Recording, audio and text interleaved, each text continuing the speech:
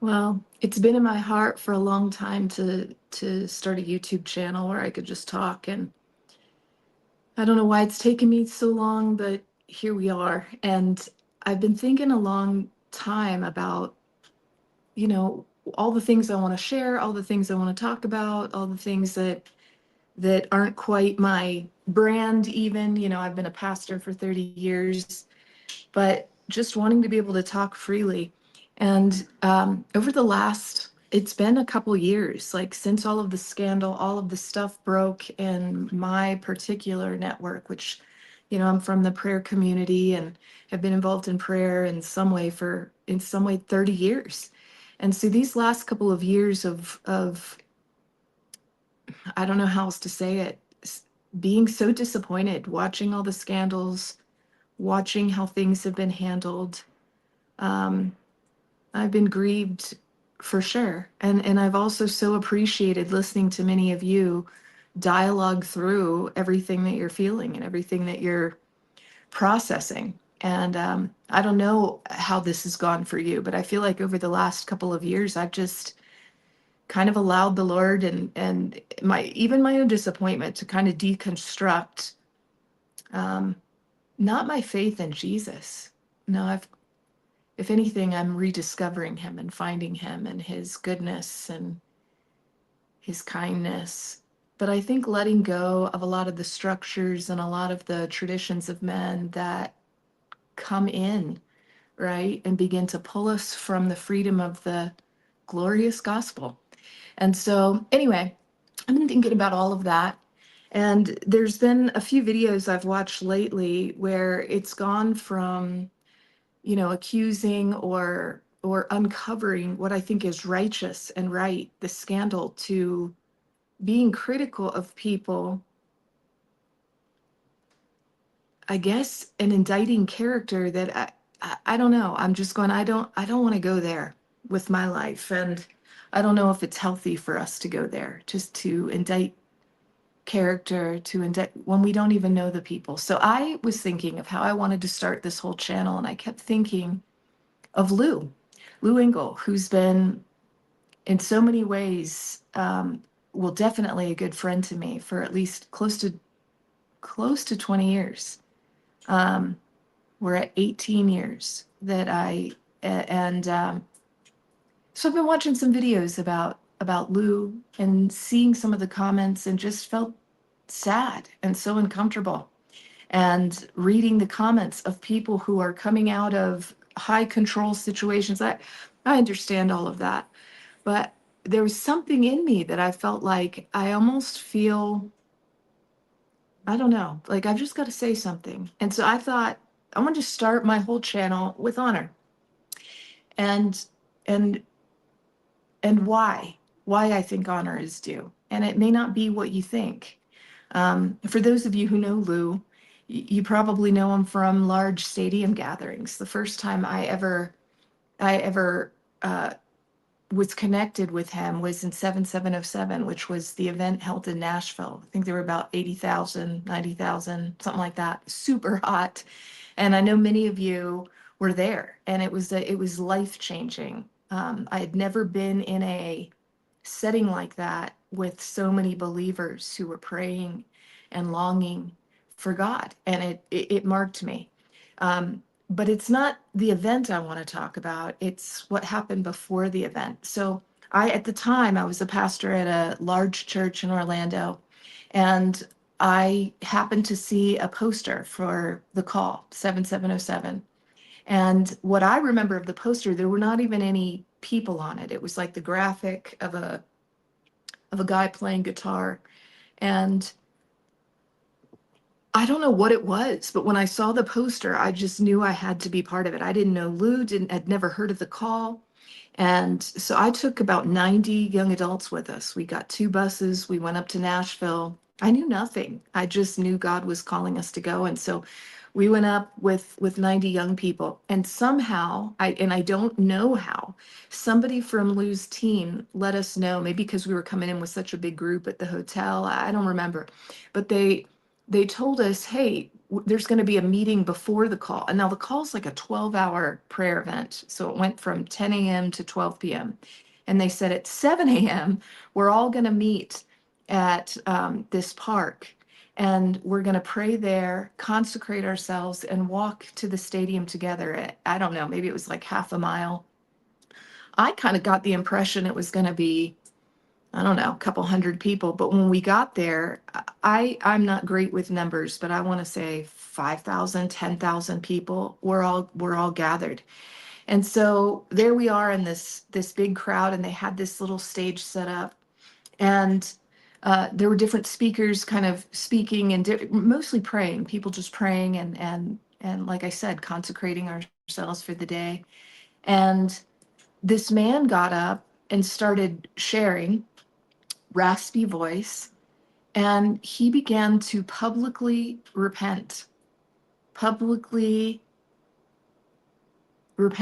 of real stuff, real weakness, real humanity, just started publicly repenting. And I turned to somebody standing next to me and I said, who is that? Who is that?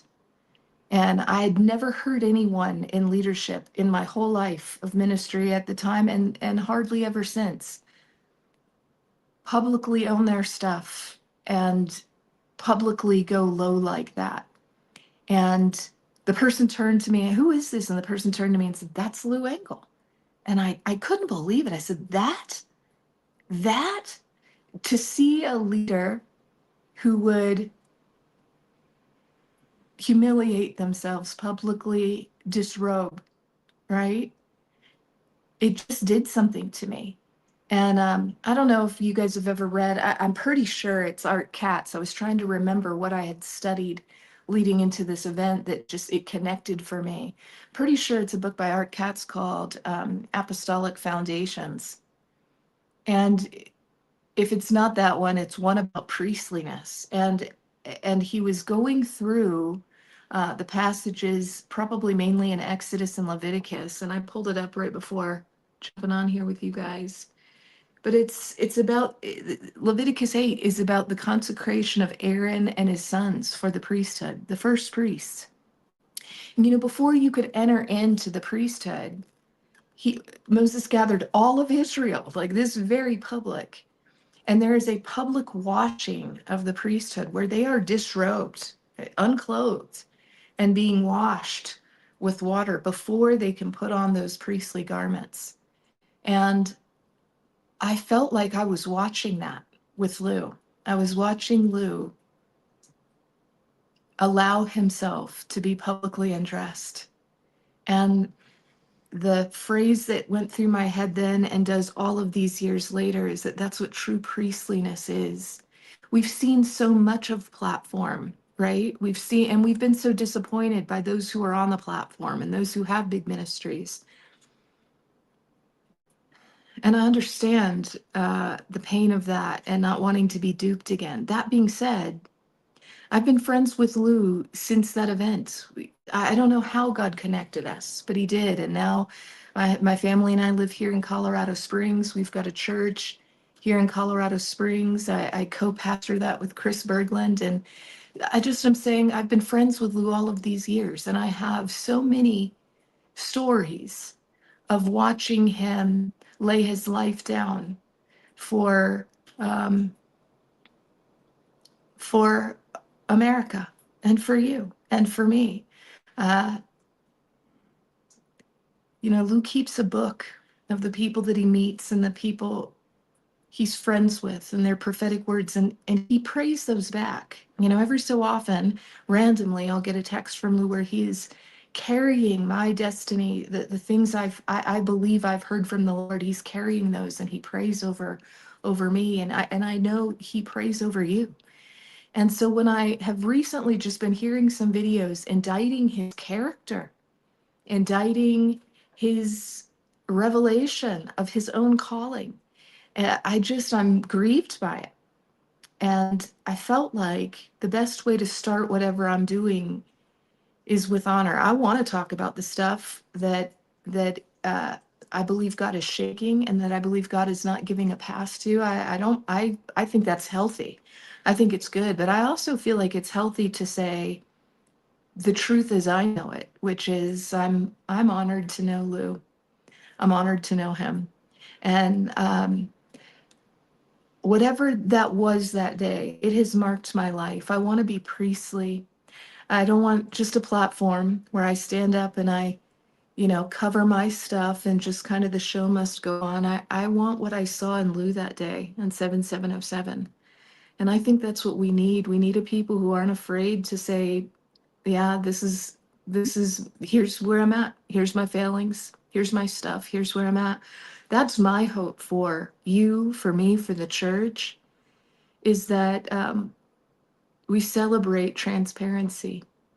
And not just that, because you can celebrate transparency and never really go with God. God calls us into things that are so beyond us, that are so much bigger than us, that are so much bigger than what we can accomplish in our own strength and by our own works. He's asking us for agreement with who he is and what he says over our lives. I'm proud to know Lou. I'm proud of his friendship.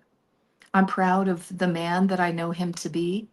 Um, and I guess I just felt like with all of the negativity going around and all of the shaking that I think is the Lord, I want to make sure that we don't shake free from those who've laid down their lives for us for so many years. I don't want to shake free from it. I don't know why I'm thinking about this, but I guess it was in September, a couple months ago, we did a conference here together, all in Colorado Springs, and um, anyway, I think Lou was preaching the second night, and so I was introducing him. And I shared a story. I'm not going to share that one with you now. I'm going to save that for another video. But I shared a story about him, another story that marked my life and challenges me to give myself to my calling, give myself to the word of the Lord, which is everything I see in Lou.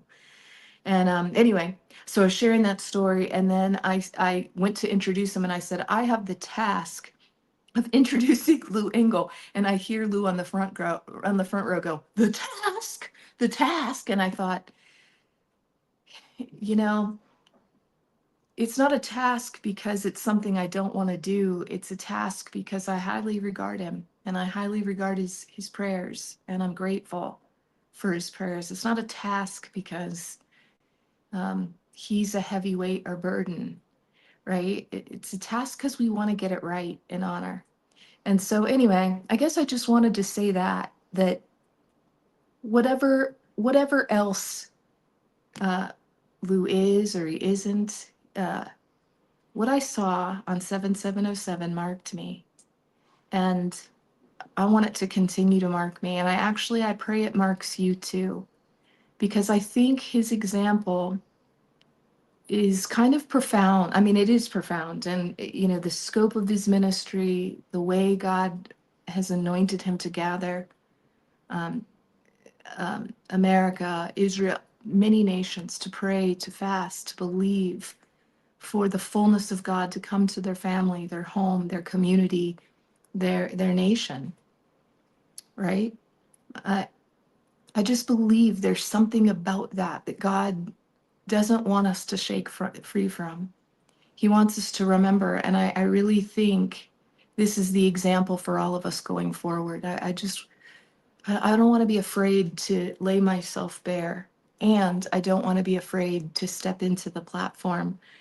I want to do it all in real priestliness, whatever that looks like. And so, I don't know. I just felt like I had to come on and honor. We've had so much dishonor, but there's a lot to honor in Lou. There's a lot to honor in what God has done. And even as he shakes us free of everything that was counterfeit, we don't want to throw out the baby with the bathwater. You know what I'm saying? Anyway, before I jump off, I just want to share a couple things that I've got that are kind of new. I have just written, is it? Yep, refound. It's a 30-day devotional. And I said it this way, 30 days to rediscover the gospel. It's really about finding Christ within, coming out of all of the works, resetting our hearts back with the man who loves us best, who loves us most. And I've gotten such good feedback on this already. People reaching out saying this has just been life to them. And so, anyway, you can find it in the description in YouTube, and it's on Amazon. You can type in my name or go to the link in the description. And then I don't know if I have this one in there, but if you type in my name in Amazon, I wrote my first kids book, and it's called God in Me: A Journey with Micah and Bo. And it's just the sweetest little book. I got a note from somebody the other day who said when their grandchild comes over, this is their favorite kids book. But it's about helping children find that Christ is right there within them, and they can turn their little precious hearts to Him, and He will meet them. And so anyway, check both of those out. I'm going to be posting videos. I don't know what I'm going to talk about. I'm going to talk about the Lord, obviously, but I just feel passionately that we've had a dismantling for a bit of time, and I think God's building something new. We just need to have eyes to see it. So God bless you, and I'll see you soon.